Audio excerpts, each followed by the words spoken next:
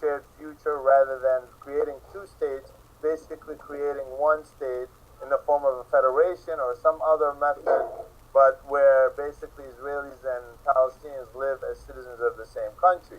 So we're going to start. You know what? It's no surprise that this peace process based on the two-state solution did not work. Most people really don't want it. I mean, they may not like the alternative, but most people don't really want it. You have the Israelis or Jews who feel that they have a historical, emotional, and religious attachment to all of Israel, which to them includes Judea and Samaria or the West Bank and Gaza. No, I mean, of course, the peace process wasn't going to,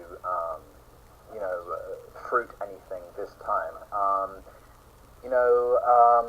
It's going to take much more than the U.S. to use some of its effort and influence as some kind of broker. The core issue is about forcing Israel to accept something. That's what all of the issues come down to, basically, with regard to Israel-Palestine. So that obviously then does bring in the issue of BDS. It brings in the issue of, well, what can and should the U.S. do?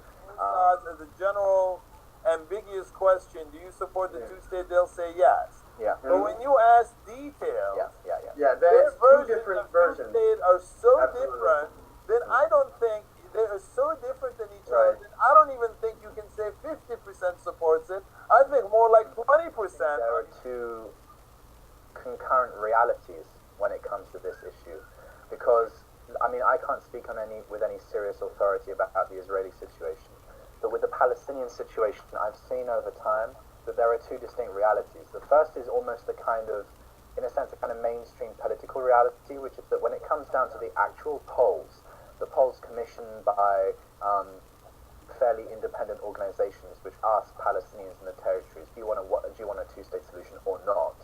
Most say, yeah, I want a two-state solution, like 65%. But if you actually speak to people and find out what they desire, what they think is morally acceptable, what they think is just... Do you really want the two-state solution? Do Israelis understand that? I think they've been manipulated by the politicians, because Bibi's a very interesting guy. He's running a party where most of the people in there don't want the two-state solution, yet he says he does.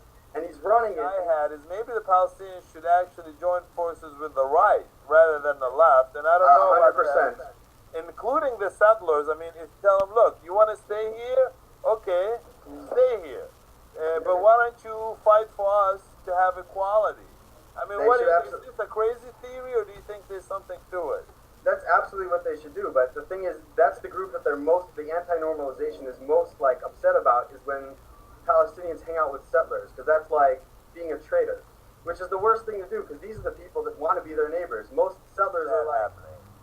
Well, I mean, if we're talking about the thought of Palestinians on some kind of mass, asking to become citizens of Israel, that is distinct in a sense, certainly at least in a rhetorical sense or a narrative sense, from calling for a one-state solution. They come from very different positions. People like Rafi and just say, look, guys, you want to stay? You believe this place is called Judea and Samaria? You believe that you have rights? You believe you want to live here? I tell you what, I'm cool with that. But you believe that Judea and Samaria is Israel. I believe Haifa and Tel Aviv is Palestine. And I'm willing to live with you, and you willing to live with me. I tell you what, I'm willing to fight to keep your settlement at Ariel, at Har Homa, at Gilo, or wherever. How about you come with me and say, Mr. Prime Minister, tear down this wall? We could just say, we're giving everyone in the West Bank Israeli citizenship, but they still have some kind of autonomy in Area B and Area A, like a Native American reservation or something, and they could have their own school system there or whatever. But meanwhile, they're all carrying Israeli passports. They have the same access to the courts. They can vote for their, representatives of parliament. They can get on a plane. They can go and come as they like. And they have the same rights as me. And that's really what they seek. They don't have to say, I'm going to get rid of calling myself a Palestinian. They could just... it doesn't make sense to me that you would bring Christians from outside when you have Christian Palestinians that either been kicked out or would love to go back, and Israel's I think they should let people who are kicked out also come back. But the thing is, you have a lot of tension between the Jews and the Muslims here. So I think if there was a stronger Christian community, it would sort of break the tension between the two, and it wouldn't be just like a Jewish-Muslim brawl with like, you know, a handful of Christians stuck in the middle of it. Sure, PBS is an important thing, but it's not the most important thing to think about right now as a political topic.